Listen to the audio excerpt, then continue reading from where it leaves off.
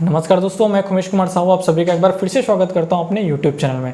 तो दोस्तों आज के इस वीडियो में हम बात करने वाले हैं वैक्सीनेशन के बारे में कि क्या होता है वैक्सीन, कैसे वैक्सीन हमारे शरीर में काम करता है और वैक्सीन को किस प्रकार से प्राप्त किया जाता है। इन सभी के बारे में आज हम डिटेल से जानेंगे, तो इस वीडियो के साथ अंत तक जरूर बने रहिएगा।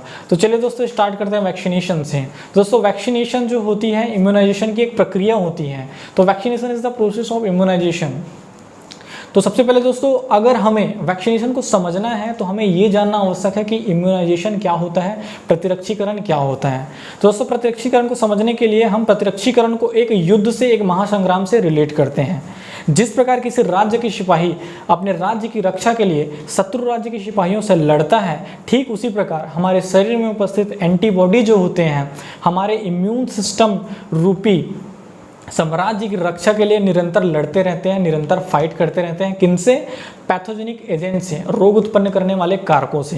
तो दोस्तों बहुत से केसेस पे क्या होता है, जो बहुत से केसेस पे हमारा जो साम्राज्य होता है और हमारे साम्राज्य के सिपाही होते हैं, अर्थात हमारा जो इम्यून सिस्टम होता है, हमारे इम्यून सिस्टम में उपस्थित एंटीबॉडी होते हैं, एंटीबॉडीज होते हैं, वो पैथोजेनिक एजेंट्स को हरा देते हैं। लेकिन कुछ केसेस में क्या होता है, जो हमारे शत्रु राज्य के सिपाही होते हैं, पैथोजेंस होते हैं, उनकी शक्ति हमारे राज्य के सिपाही मतलब हमारे एंटीबॉडीज से ज़्यादा होता है। तो ये कंडीशन महामारी के वक्त उत्पन्न होता है, जैसे कि वर्तमान समय में कोरोना महामारी पूरे विश्व में फैली हुई है। तो दोस्तों इस केस में क्या होता है, हमारा जो इम्यून सिस्टम होता है, हमारे इम्यून सिस्टम में उपस्थित एंटीबॉडी होते हैं, वो शत्रु राज्य के सिपाही से मतलब पैथोजेनिक एजेंट से ज़्यादा, जो पैथोजेनिक एजेंट जो होते हैं वो ज़्यादा शक्तिशाली होते हैं।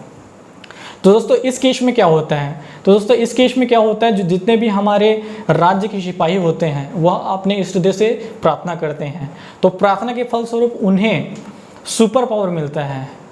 तो उस सुपर पावर का इस्तेमाल करके वो शत्रु राज्य की शक्तिशाली सेना को हरा देते हैं। तो दोस्तों इस प्रकार हमारे शरीर में ये सुपर पावर का काम करता है वैक्सीन। वैक्सीन जैसे हमें लगता है तो वैक्सीन के लगते ही हमारे शरीर में जितने भी एंटीबॉडी होते हैं वो पुनः सक्रिय हो जाते हैं, एक्टिवेट हो जाते हैं और ज़्यादा प्रभावी रूप से काम करते हैं और पैथोजेनिक एजेंट्स को, रोग उत्पन्न करने वाले कारकों को नष्ट कर देते हैं। तो दोस्तों इस प्रकार से होता है इम्यूनाइजेशन। तो दोस्तों अगर बात करें इम्यूनाइजेशन की डेफिनेशन के बारे में, तो इम्यूनाइजेशन को कुछ इस प्रकार से डिफाइन कर सकते हैं। तो immunization is the process by which body prepare to fight against the any specific type of disease. तो प्रतिरक्षाकरण वह प्रक्रिया होती है जिसमें हमारा शरीर इम्यूनिटी सिस्टम को लड़ने के लिए तैयार करता है। तो अब बात करते हैं दोस्तों टाइप ऑफ इम्यूनाइजेशन के बारे में, टाइप ऑफ प्रतिरक्षीकरण के बारे में, प्रतिरक्षीकरण के प्रकार के बारे में। तो प्रतिरक्षीकरण मुख्यतः दो प्रकार का होता है। जो पहला होता है पैसिव इम्यूनाइजेशन होता है, दूसरा जो होता है एक्टिव इम्यूनाइजेशन। तो सबसे पहले बात करते हैं पैसिव इम्यूनाइजेशन के बारे में। दोस्तों पैसिव इम्यूनाइजेशन वह इम्यूनाइजेशन होता है जिसमें इम्यूनिटी सिस्टम को बिना चैलेंज किए या इम्यूनिटी सिस्टम को बिना डिस्टर्ब किए हमारा जो शरीर होता है वो इम्यून को इंड्यूस करता है, इम्यून को प्रेरित करता है। जैसे पहले से ही किसी जानवर को या किसी व्यक्ति को किसी रोग से यदि वह ग्रसित है तो उसके सीरम को या गामा ग्लोबुलिन को निकाल के अन्य व्यक्ति में डाला जाता है। तो दोस्तों पैसिव इम्यूनाइजेशन होता है वो पुनः दो प्रकार का होता है। तो सबसे पहला होता है पैसिव नेचुरल इम्यूनाइजेशन। तो दोस्तों पैसिव नेचुरल इम्यूनाइजेशन जो होता है वो हमें जन्म से पहले और जन्म के बाद माता से प्राप्त होता है। अब बात करते हैं जन्म से पहले माता से कैसे प्राप्त होता है। जब हम माँ के कोख में होते हैं, जब हमारी इंट्रा यूटेराइन लाइफ होती है, तो प्लेसेंटा के जरिए से माँ के शरीर में उपस्थित एंटीबॉडी प्लेसेंटा के जरिए शिशु में ट्रांसफ़र होता है। इसमें मुख्यतः IgG मतलब इम्यूनोग्लोबुलिन गामा जो होता है ट्रांसफ़र होता है माता से शिशु में। तो उसके बाद बात करते हैं तो दोस्तों जन्म के बाद कैसे जो एंटीबॉडी होती है वो माता से शिशु में प्रवेश करता है। तो जन्म के पश्चात जैसे माता शिशु को स्तनपान कराती है, तो स्तनपान के जरिए जो IgA इम्यूनोग्लोबुलिन अल्फा जो होता है वो माता से शिशु में ट्रांसफ़र होता है। तो दोस्तों अब बात करते हैं हम पैसिव आर्टिफिशियल इम्यूनाइजेशन के बारे में। दोस्तों पैसिव आर्टिफिशियल इम्यूनाइजेशन वह इम्यूनाइजेशन होती है जिसमें पहले से प्राप्त किए गए एंटीबॉडी से शरीर की रक्षा की जाती है, शरीर के इम्यूनाइजेशन को इंड्यूस किया जाता है। जैसे कि यदि हमें टाइफाइड फीवर होता है तो टाइफाइड फीवर के केस में हम डॉक्टर के पास जाते हैं और डॉक्टर हमें मोनोसेप 1 ग्राम, जिसमें सेप्ट्रिऑक्सिन नामक एंटीबॉडी होता है, उसका इंजेक्शन लगाता है, जिससे कि हमारा जो इम्यूनिटी होता है, जो हमारा एंटीबॉडी होता है, पुनः सक्रिय हो जाता है और हमारे शरीर की रक्षा करता है। तो इस प्रकार से काम करता है आर्टिफिशियल पैसिव इम्यूनाइजेशन। तो दोस्तों ये जो पैसिव इम्यूनाइजेशन होता है, ये जो होता है शॉर्ट लिव होता है, मतलब ये कम समय के लिए होता है, क्योंकि इसमें मेमोरी सेल का निर्माण नहीं होता। अब उसके बाद बात करते हैं दोस्तों एक्टिव इम्यूनाइजेशन के बारे में। तो दोस्तों एक्टिव इम्यूनाइजेशन जो होता है मुख्यतः एंटीबॉडी पे आधारित होती है। तो एंटीबॉडी क्या करता है, एंटीबॉडी हमारे इम्यून सिस्टम को सक्रिय करता है, एंटीबॉडी की सक्रियता से हमारा इम्यून सिस्टम सक्रिय होता है।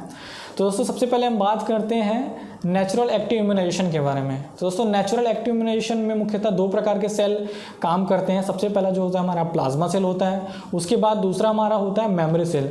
जैसे कि आपको पिछले वीडियो में बताया जा चुका है कि जो प्लाज्मा सेल होता है वो एंटीबॉडी का निर्माण करती है, जिसे हम इम्यूनोग्लोबुलिन कहते हैं। तो प्लाज्मा सेल जो होती है एंटीबॉडी का निर्माण करती है, जिससे कि हमारा इम्यून सिस्टम सक्रिय होता है और हम पैथोजन से हमारी रक्षा करता है। उसी प्रकार मेमोरी सेल्स का काम क्या होता है, मेमोरी सेल्स का काम होता है मेमोराइज करने का। तो मेमोरी सेल्स क्या मेमोराइज करते हैं, मेमोरी सेल ये मेमोराइज करता है कि ये पर्टिकुलर बैक्टीरिया या पर्टिकुलर वायरस मेरे शरीर में आया था, हमारे सिस्टम में आया था, हमारे इम्यूनिटी सिस्टम में आया था और हमें रोग से ग्रसित किया था।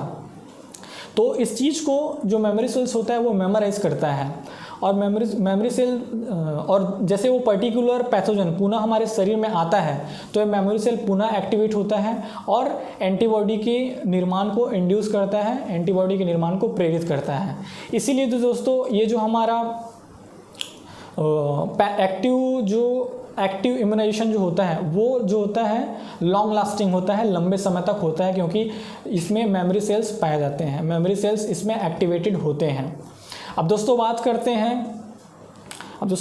हैं आर्टिफिशियल एक्टिव इम्यूनाइजेशन के बारे में। दोस्तों वैक्सीन जो होता है वो आर्टिफिशियल इम्यूनाइजेशन का तरीका होता है। वैक्सीन के जरिए से आर्टिफिशियल इम्यूनाइजेशन को हम इंड्यूस कर सकते हैं। तो सबसे पहले बात करते हैं कि वैक्सीन होता क्या है। तो दोस्तों जिस प्रकार लोहे को लोहा काटता है, उसी प्रकार वैक्सीन जो पर्टिकुलर बैक्टीरिया होता है या पर्टिकुलर वायरस होता है, उसी से हम वैक्सीन बनाते हैं। अब दोस्तों आप बोलोगे कि लोहे को लोहे कैसे काटेगा। अगर मैं आपको 2 सरिये दे दूं, 2 राड दे दूं और आपको बोलूँगा कि इस राड को रॉड से काटो, तो क्या वो कटेगा? नहीं कटेगा। अगर इस रॉड को काटना है तो हमें इसको शार्प करना होगा, एक रॉड को शार्प करना होगा, पतला करना होगा, तभी ये कट सकता है। तो उसी प्रकार जो पर्टिकुलर बैक्टीरिया होता है या पर्टिकुलर वायरस होता है वो उसी फॉर्म में वायरस को नहीं मार सकता। जैसे कोरोना वायरस है तो आप जिंदा कोरोना वायरस को नहीं मारेगा, या तो वह मृत होगा, यदि वह जीवित होगा भी तो उसको आर्टिफिशियली वीक किया जाएगा। आर्टिफिशियली वीक कैसे किया जाएगा?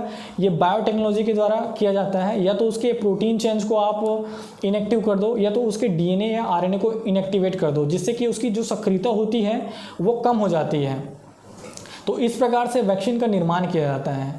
तो जैसे कि मान लो जाए कोरोना वैक्सीन का हमें निर्माण करना है तो हमें कोरोना वैक्सीन ही लेना होगा जो या तो मृत हो और यदि जिंदा हो भी तो वह वीकेंड फॉर्म में हो, मतलब आर्टिफिशियली उसको वीक किया गया हो, डीएनए में उसका डीएनए आरएनए या उसका प्रोटीन को इनएक्टिव करके उसको वीक किया गया हो, तब उससे हम वैक्सीन का निर्माण कर सकते हैं। तो दोस्तों इस प्रकार से ये हमारा जो वैक्सीन का जो टॉपिक होता है, वैक्सीनेशन का टॉपिक होता है, वो कंप्लीट होता है। तो अगर ये वीडियो आपको पसंद आई हो तो लाइक शेयर एंड सब्सक्राइब जरूर कीजिएगा और बेल आइकन को दबाइएगा ताकि ऐसी वीडियो आपके पास आती रहे। धन्यवाद।